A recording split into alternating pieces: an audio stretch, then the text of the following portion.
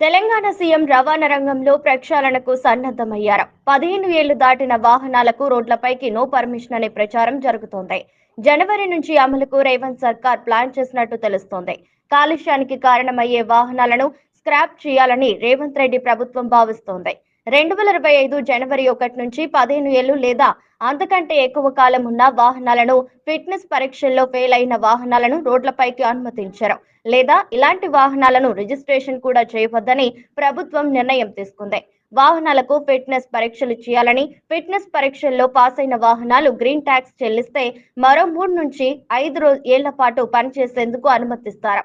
అయితే 15 ఏళ్లు దాటిన ప్రభుత్వ వాహనాలను కూడా స్క్రాప్ చేయనున్నారు.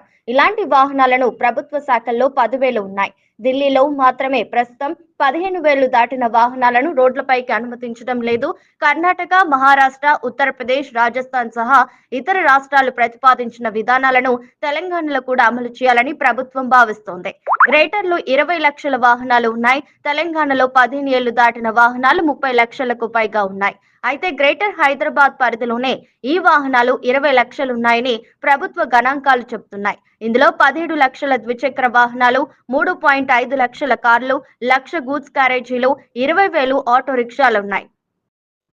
స్క్రాప్ చేయాల్సిన లిస్టులో 1000 ఆర్టీసీ బస్సులు, 15 ఏళ్లు దాటిన వాహనాల జాబితాలో 1000 ఆర్టీసీ బస్సులున్నాయి. పలు విద్యా సంస్థల బస్సులు 2000, 15 ఏళ్లు దాటినట్టుగా అధికారులు గుర్తించారు.